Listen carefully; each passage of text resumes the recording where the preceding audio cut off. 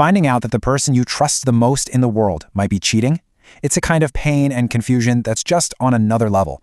One minute, everything feels normal, and the next, it's like your entire world has been flipped upside down. So let's walk through how you can even begin to navigate this step by step. When that thought, that suspicion first hits you, the immediate feeling is just pure shock, isn't it? Disbelief. You think, no way, this can't be happening. And what's so jarring is that at home, they might be acting totally normal. Loving, caring, exactly like always. That contradiction is enough to make you feel like you're the one going crazy. Facing this kind of truth, it's probably one of the hardest parts. It doesn't matter if it's a gut feeling you just can't shake anymore, or if someone actually told you something. Just accepting that your reality isn't what you thought it was, it's incredibly painful, but it's the first necessary step. So as you're wrestling with that shock and you start to accept that, okay, this is real, one huge question just takes over everything. What on earth do I do now? So let's explore a clear path for what can come next. Okay, so to figure out what to do, it's actually really helpful to first try and understand why this might be happening. And usually the reasons fall into one of two big categories. Knowing the difference between them is absolutely crucial. So you've got to ask yourself a really tough question. Is this just part of who they are, their basic character? Or is it a symptom of something that's broken inside the relationship itself? In that first case, maybe they just see marriage as a piece of paper, a formality, but their need to get validation from other people never actually stops. In the second case, though, maybe they're feeling so ignored or unimportant that they're trying to fill that emptiness somewhere else. It's the difference between a character flaw and what might be a cry for help. And getting this distinction right, well, it's everything. Someone who made a genuine mistake because they felt neglected will probably feel a ton of guilt and actually be willing to change. But if this is just a pattern for them, they'll likely say they're sorry, promise it'll never happen again, and then the whole cycle just repeats itself. Figuring out which one you're dealing with is key. All right, so now that we've kind of dug into the potential why, let's switch gears to the what. There's a pretty clear 3-step process you can follow to handle this in a way that's structured and hopefully productive.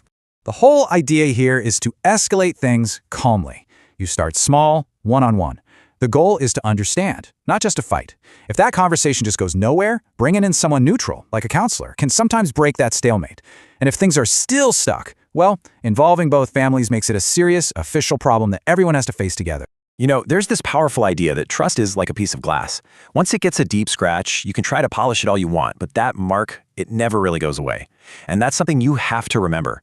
Even if you decide to try and fix the relationship, you have to accept that it's going to be different from now on.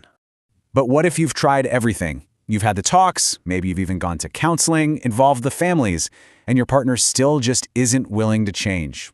At that point, the focus has to shift. It's not about fixing the relationship anymore. It's about saving yourself. See, staying in a situation like that is like having a termite infestation.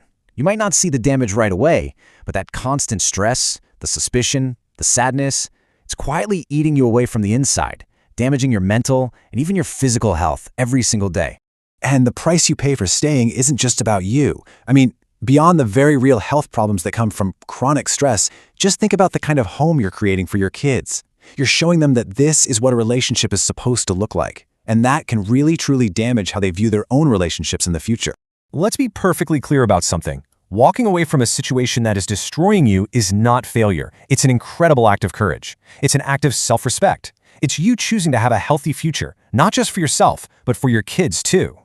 So in the end, you're left at a crossroads with two very different paths. If your partner shows real, genuine remorse and is truly committed to changing, then yeah, maybe there's a chance to heal. It'll be a long road, but it's possible. But if they won't change, then the only path left is to take action for yourself. You have to save yourself.